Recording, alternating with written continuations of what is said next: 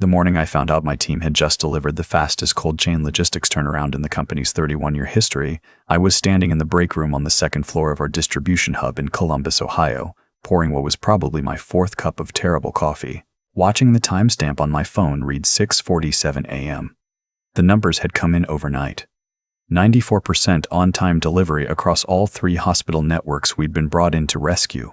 0 spoilage losses on the temperature-sensitive pharmaceutical shipments that had been hemorrhaging nearly $2 million a quarter before my team stepped in, and a client satisfaction score of 96.3, the highest our regional division had ever recorded. According to the benchmarks, our VP had emailed me at midnight with 3 exclamation points and the word historic in the subject line. I stood there holding that paper cup, and I genuinely felt proud. Not the showy kind of proud.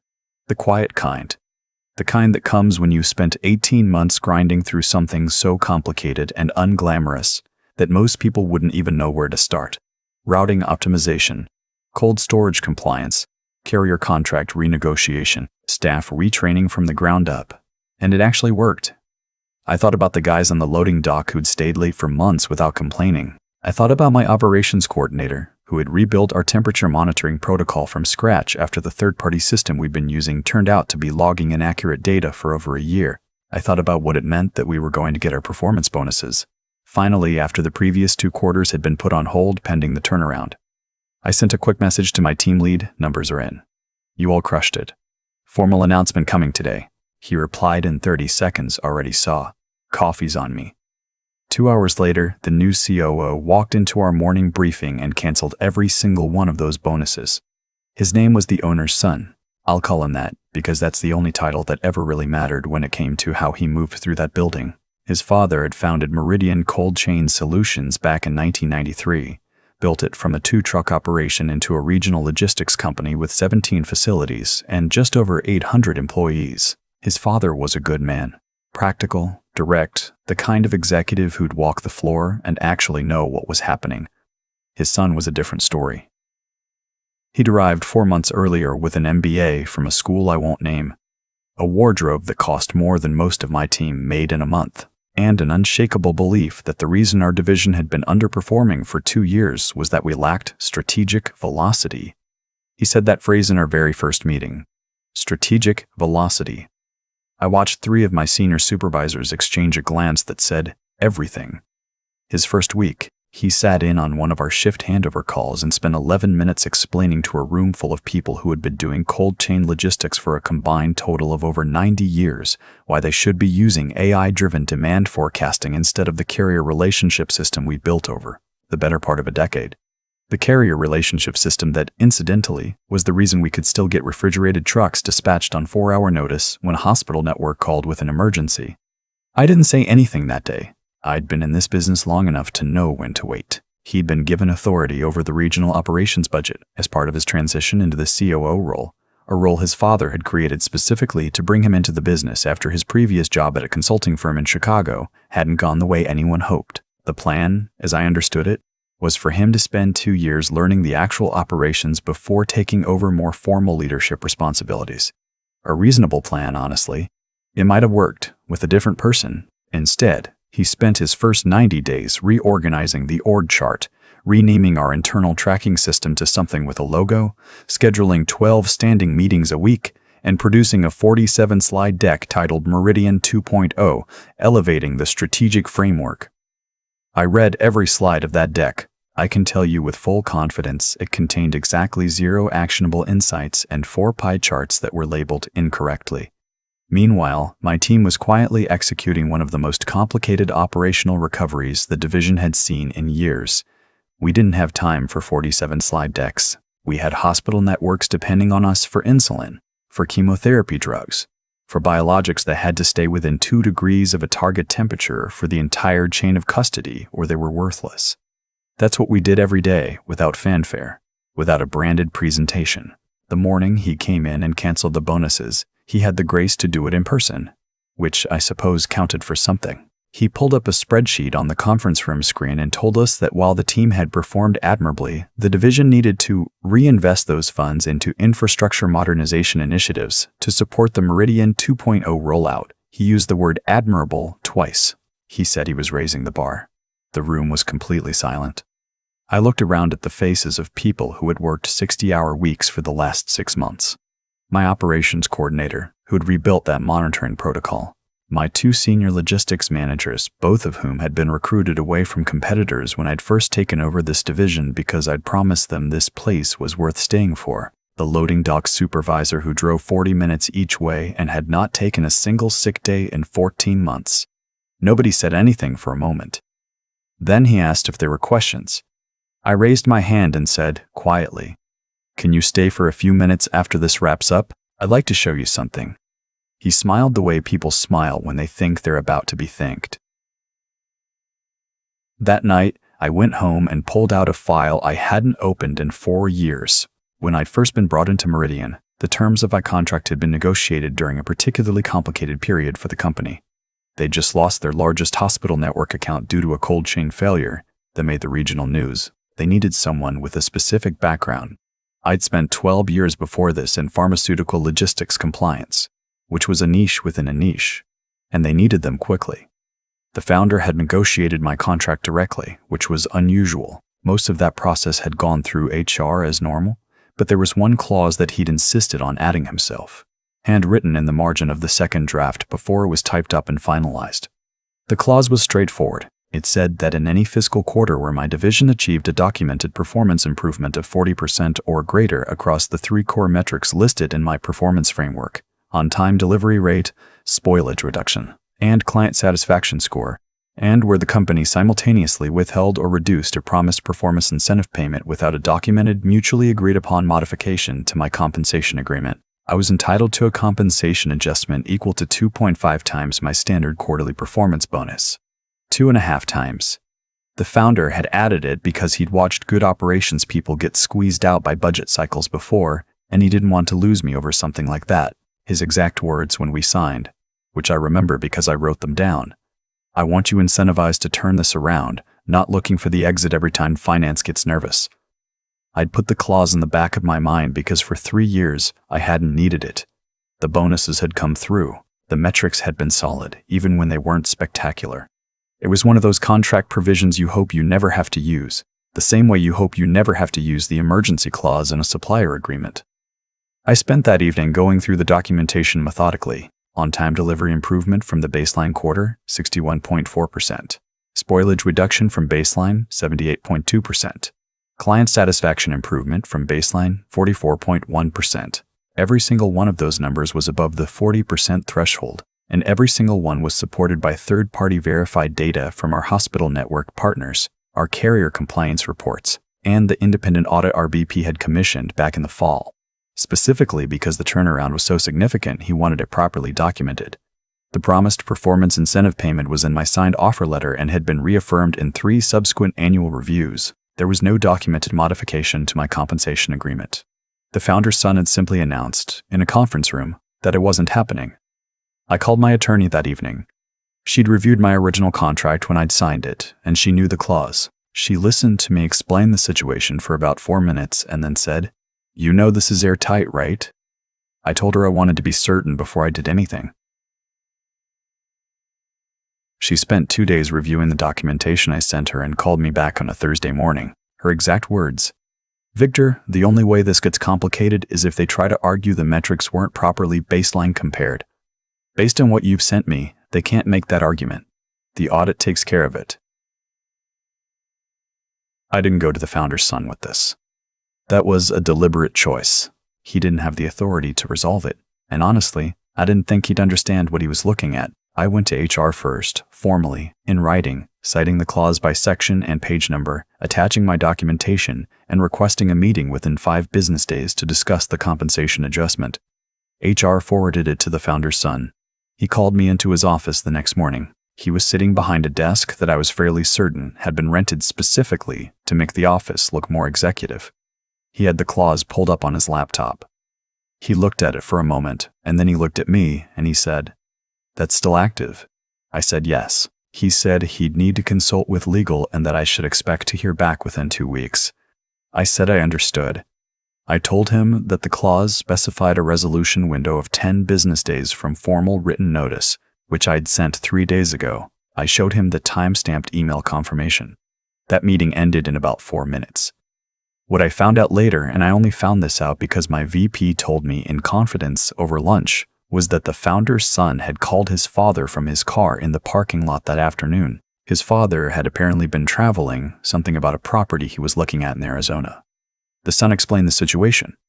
There was a pause on the call, and his father said, "What performance numbers?"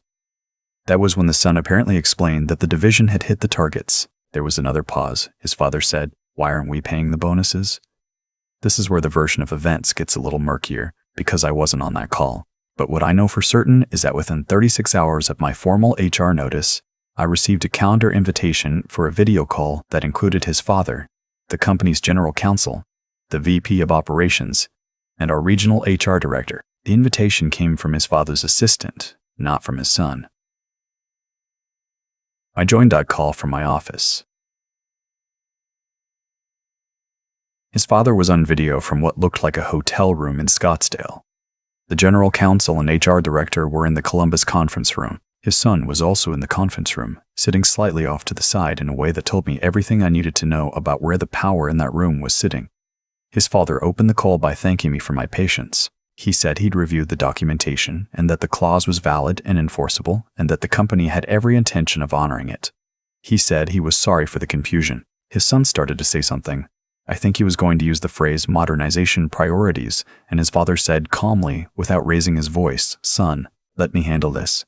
The general counsel confirmed on the call that the compensation adjustment would be processed within 2 business days. She also confirmed, at his father's request, that the standard team performance bonuses, the ones that had been canceled in that conference room presentation, would also be reinstated for the full division. I want to stop here for a second to say that last part mattered more to me than my own adjustment.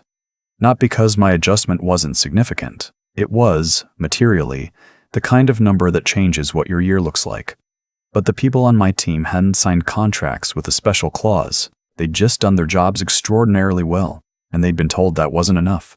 Getting that reversed was the only part of this I actually cared about getting on record. After the call ended, his father asked to stay on video for a few minutes, just the 2 of us.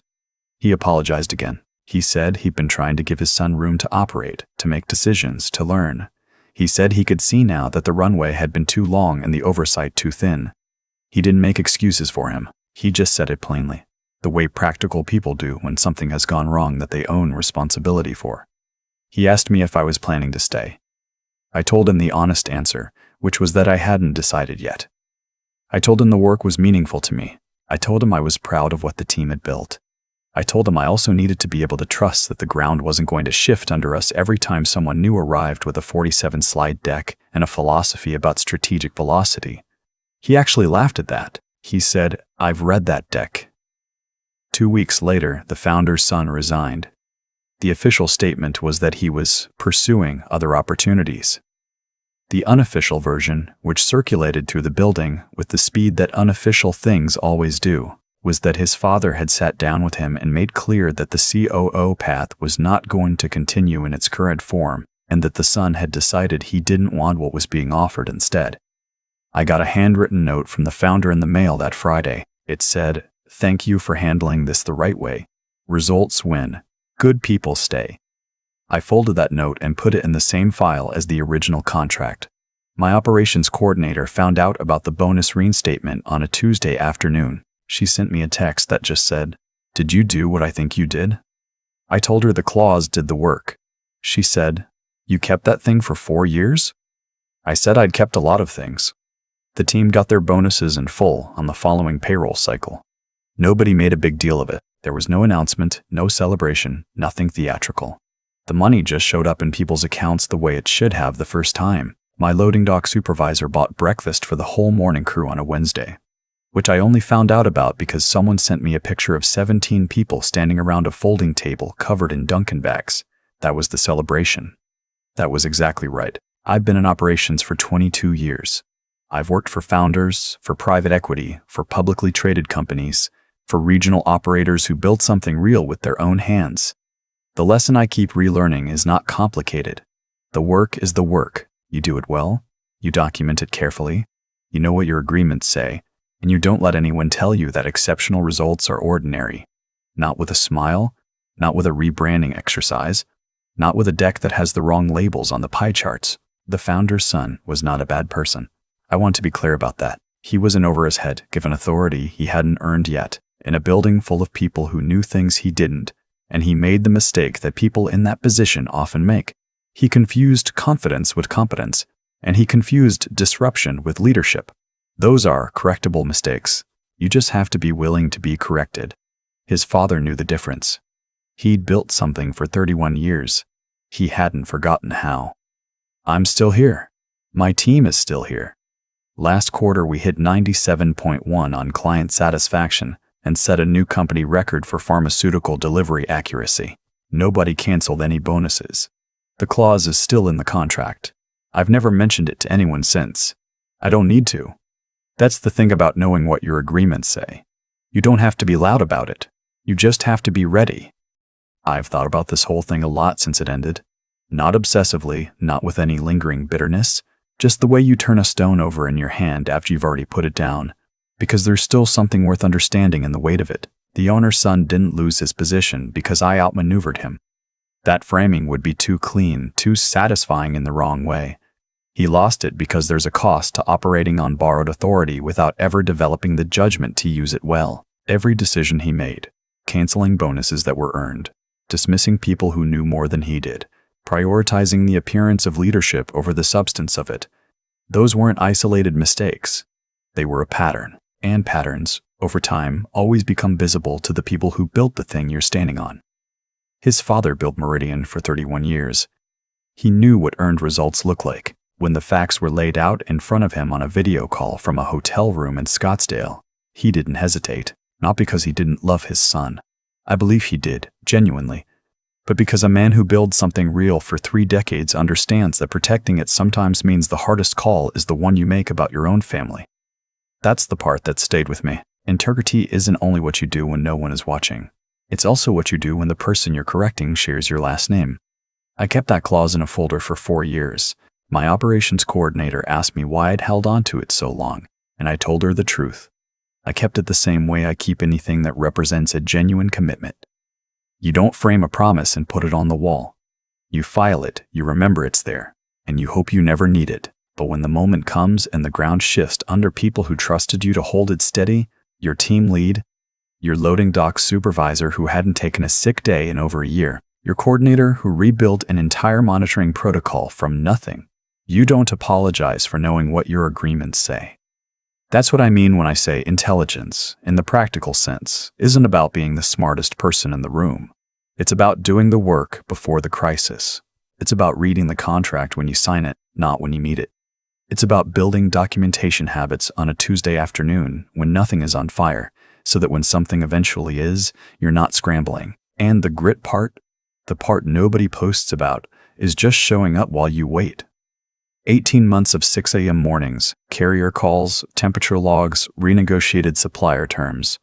None of it was glamorous. None of it looked like a 47-slide deck with a logo. It looked like people doing hard, careful, unglamorous work because the work mattered and the patients at the end of that cold chain were real.